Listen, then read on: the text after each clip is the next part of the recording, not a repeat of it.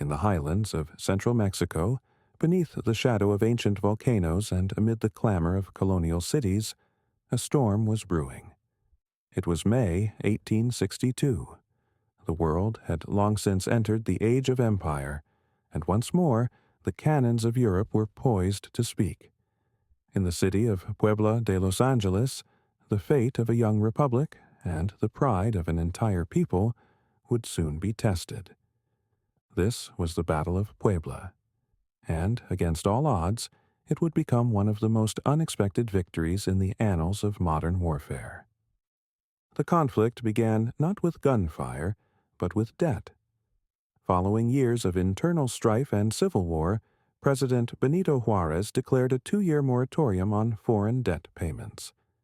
The decision sent shockwaves through Europe.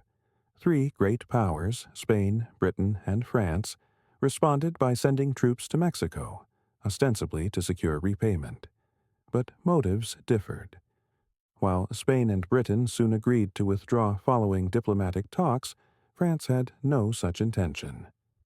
Under Napoleon III, France saw opportunity. A weakened Mexico could be turned into a satellite empire. In December 1861, the port of Veracruz fell under Spanish occupation. By early January, French and British forces had landed. Negotiations followed, and by late January, an agreement was reached that seemed to preserve Mexican sovereignty. But France's ambitions soon emerged. On April 9, 1862, the accords unraveled. Britain withdrew. Mexico braced for war. The French invasion began with swift victories. Orizaba fell. The road to Mexico City lay open, but standing in the way was the city of Puebla, and a small defiant Mexican army gathering under the command of General Ignacio Zaragoza. Zaragoza was no stranger to adversity. A native of Texas before its annexation by the United States, he had risen through the ranks during Mexico's Reform War. Now, he faced one of Europe's finest professional armies with a hastily assembled force of fewer than 4,000 men. His soldiers were a patchwork of regular troops, volunteer militias, and indigenous fighters, many poorly armed and outfitted. But they had one advantage: resolve. On May 2nd, the French army, 5,700 strong under General Charles de Lorenzez, reached the outskirts of Puebla.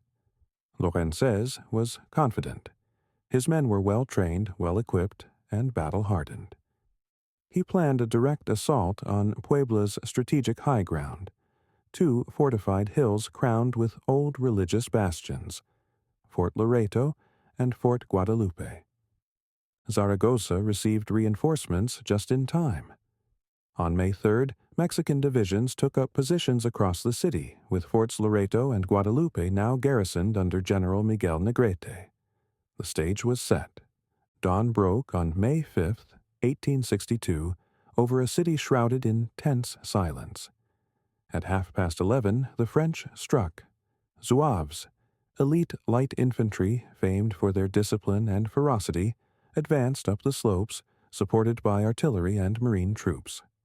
Their long rifles far outranged the Mexican muskets, but Zaragoza anticipated the move. Mexican reinforcements were already on the hills. The battle began. The first wave of French troops marched confidently, climbing the rocky hill toward Fort Guadalupe. Bugles blared. The French drilled and advanced in precise formations. Mexican soldiers watched from behind stone ramparts and maguey fields, holding their fire. Then the hills erupted. Gunfire crackled. Mexican cannons roared from the forts. Infantry and cavalry, hidden in the terrain, surged forward. French soldiers found themselves trapped in a crossfire, attacked from above by fort defenders and ambushed from the flanks by mobile troops. The orderly columns began to falter. Still, Lorenzez pressed on. A second assault was launched from the east and the north. French soldiers reached the chapel of Guadalupe and the outer walls of the forts. For a moment, it seemed they might break through. But once again, Mexican forces, led by the likes of Generals Porfirio Diaz and Felipe Berriozabal, counterattacked with furious determination. Diaz himself, young but already a rising star, led a spirited defense of the eastern approach. Cavalry charges thundered across the fields, scattering French troops and preventing regrouping. The Third French column arrived too late to turn the tide. Mexican forces, emboldened by each failed assault, now surged forward in pursuit. By evening, after hours of brutal combat, the French withdrew to their camp at Los Alamos. 2 days later, they retreated to Orizaba to await reinforcements. Puebla stood unconquered. The cost of victory was sobering. 87 Mexican soldiers lay dead, 252 wounded. The French lost 131 men, with over 300 more wounded. But the impact of the battle went far beyond numbers. In the eyes of the world, Mexico had defied expectation. A ragtag army had halted one of Europe's greatest powers. The victory sparked celebrations across the country. Congress honored Zaragoza with a sword. The city of Puebla de Los Angeles was renamed Puebla de Zaragoza in his honor. Though Zaragoza would die of typhoid just 4 months later, his name was etched into Mexican history. And the world took notice. In France, General Lorenzez was dismissed.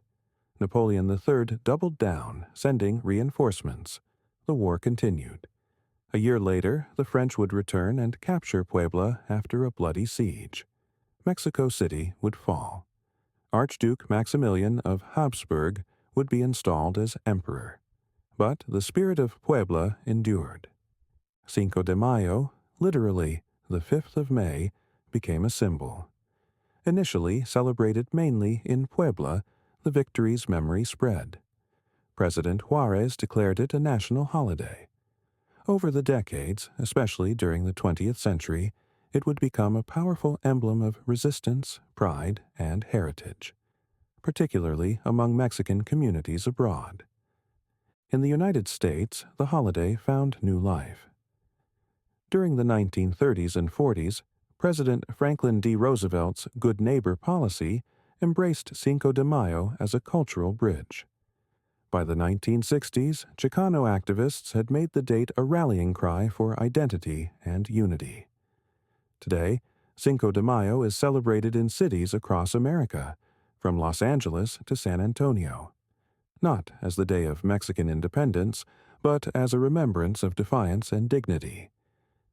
And at the heart of it all lies that day in 1862, when Mexican soldiers, facing overwhelming odds, looked up at the advancing French and said, "Not today, not on our soil, not without a fight." In the echoes of cannon fire over Puebla, a nation found its voice.